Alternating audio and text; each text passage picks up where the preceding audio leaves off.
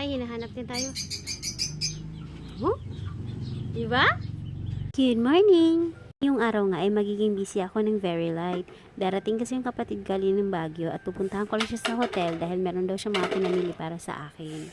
Hindi na kasi siya makakadaan dito sa bahay gawa ng may pupuntahan pa silang planta sa Batangas at gagabihin na rin sila makauwi tapos kinabukasan naman ay maaga ang flight niya kaya ako na lang pupunta sa kanya. Kaya dahil dyan maaga akong nagising at maaga din ako nagayak ng almusal namin. Eto magluluto na ako nitong luncheon meat kasi nag-request yung mga bata.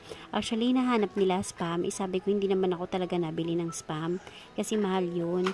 Nakadikim lang sila nun pasalubong ng kanyang ninang. Kaya ako naman talagang bumibili ako ng mga ganito kasi syempre kailangan ko to kapag dumating yung araw na tinatamad ako magluto o kaya walang mamamalengke. At least may madudukot kami. So ito na nga, ito ang almusal namin ngayon. Mabilis lang ang pagprito nito at ang pagpiprito ko pala nito ay yung medyo tostado siya para mas masarap. Ayoko kasi yung hindi siya tostado kasi sinisip-sip niya yung mantika. Makapag-almusal na nga kami gumayak na rin agad kami para pumunta na din sa hotel kasi usapan namin 8 AM doon na dapat ako dahil lang 9 AM alis na sila papuntang Batangas. Malapit lang naman yung terminal ng bus sa kanila kaya malapit lang din yung pupuntahan nila, hindi ko na sila kailangan ihatid pa. Kaya magmumotor na lang ako. At ito na nga, nakarating na kaagad kami sa Kabayan Hotel. Medyo malapit lang naman to dito sa amin. 30 minutes lang tinakbo ng motor papunta rito. So bago nga mag 8 AM, nakarating na kaagad ako dito. Kaya lang pagdating ko dito, hindi ko na siya makontak. Actually, nagre-ring lang pero hindi siya sumasagot. Yun pala, naggagayak siya para sa kanilang biyahe. Pumasok na nga muna ako dito sa hotel at naghintay ako sa lobby. At ang pinsan ko kasi ay nagpark muna ng kanyang motor. December pa nga pala itong video na to kaya ang lobby nila Paskong Pasko na. Tapos kung makikita mo, ang ganda ng display nila. Hindi ba parang shell yan ng talaba na ginawang art? O ang ganda ng pagkakagawa. Nakalipas na nga ang 10 minutes na nandito ako sa lobby, hindi pa rin sumasagot ang kapatid ko. Kaya nagpaalam na lang ako sa guard na umakyat na lang. So dahil nasabi naman niya sa akin ang room number nila ay umakyat na kaagad ako. Nagpaalam na lang ako ng maayos sa guard. Tapos nagulat na lang siya, kumakatok na ako doon sa kwarto nila.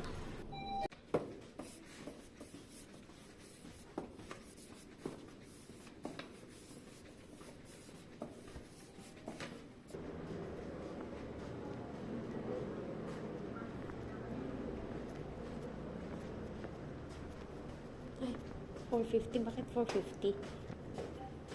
So, nagkita na nga kami ng kapatid ko at ito na, pababa na kami. Naggagayak nga sila para sa kanilang biyahe kaya pala hindi ako nasasagot. Medyo mabigat na nga itong daladala namin kasi may malaman palang alak at ang pinsan ko na ang pinagbuhat ko. Tapos pababa na kami ngayon sa lobby. Ito na. Yung sa Shell?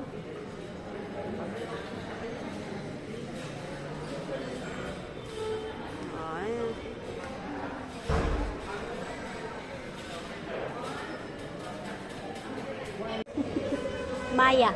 Maya to eh. Ito yung ano. At mabilis nga lang kami rito. Ngayon pabalik na kaagad kami ng bahay. Dahil maaga pa lang naman, hindi pa masyadong matraffic. At lalong hindi pa naman masyadong mainit. Sakto lang talaga yung init. So, syempre, dumiretso na kami ng bahay at medyo mabigat talaga itong dala namin. At ito na nga, bubuksan ko na yung mga pinamili niya. Yung pinabili ko sa kanya at saka syempre yung pasalubong niya para sa amin. At ayan, yan ang unang bumungad sa akin. Yung nagpabigat talaga nitong daladala ko. Ang alak. Yan kasi yung mga alak dun sa event nila. Hindi naman yan mauwi ng Mindanao kaya iniwan niya na dito. Tapos syempre, salamat sa t-shirt. Tapos syempre yung iba dyan, pasalubong niya sa amin at yung iba talagang nagpabili ako, nagpadala lang ako ng pera sa kanya. Hindi ko naman nakalain na magbubus pala siya papunta ng Maynila.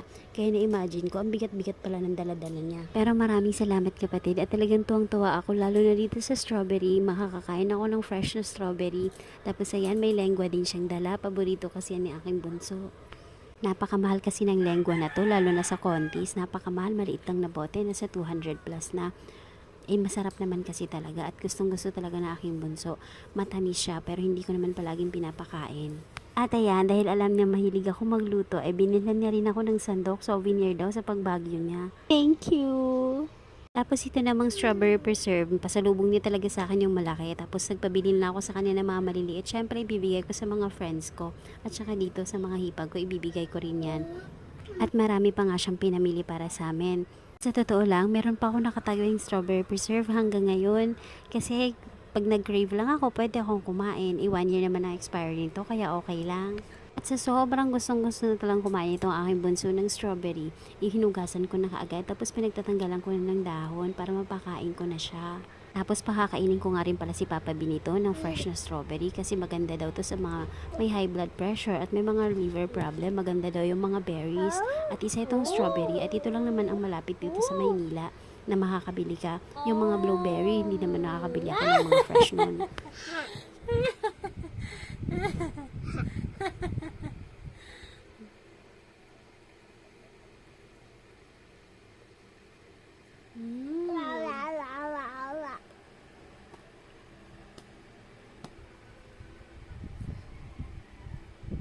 At ayan nga, nakakatakam naman talaga ang kulay ng strawberry. Parang ang sarap-sarap, pero maasim talaga siya. Nung una talagang naasiman siya, pero nung katagalan, nakakailang strawberry na siya, hindi niya na rin iniinda yung asim. O, diba? Parang ang tamis-tamis na lang ng kinakain niya. O, panguso-nguso pa yan. At hindi na nga yan titigil hanggat may nakikita siya. Kaya itatago ko na yan para tumigil na siya. At syempre, para makakain pa yung mga kuya niya.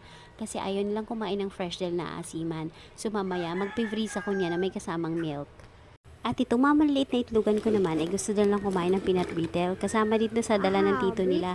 Na-amaze kasi sila kasi maninipis. Di kaya titikman daw nila.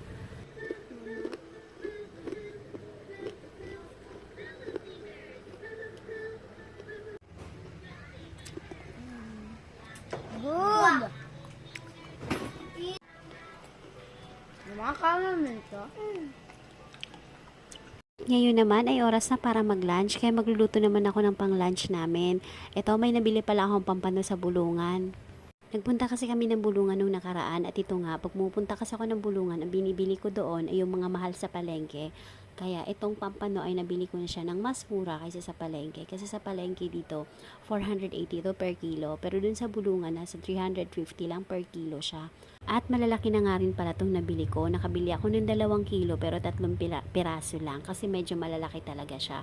So ngayon, ang gagawin ko dito ay yung Chinese style daw na pampano. Yung recipe ng pampano na Chinese style.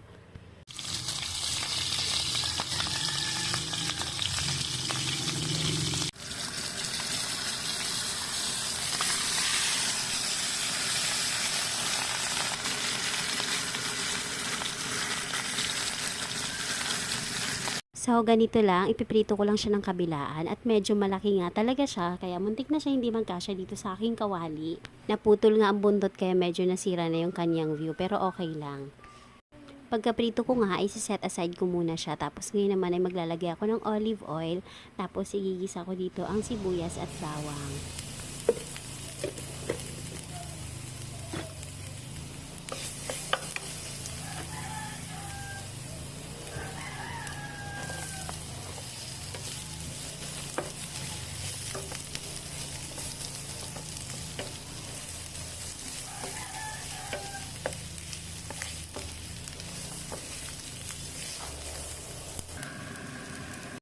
Tapos igigisa din dito yung carrot at maglalagay din ako ng bell pepper at saka ng green peas. Kailangan lutong-luto. Tapos nilagyan ko yan ng sesame oil, pampabango.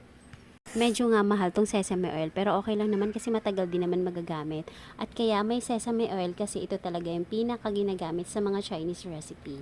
At syempre pampalasa, maglalagay ng oyster sauce, salt and pepper, dagdag ng vetchin kung gusto niyo ng umami flavor pero makakalasa na rin naman talaga yung oyster sauce na nilagay. At nung maluto na lang yung carrot at talaga namang masarap na, babangong mabango na, isa ako naman nilagay dito sa sinet aside ko na pampano. Medyo mahal lang ang pampano pero napakasarap talaga. Minsan, ang sarap din sa pakiramdam pag nabibili mo na yung gusto mong pagkain ka kahit na mahal. Salamat sa panonood! Kain po tayo! Bukas ulit!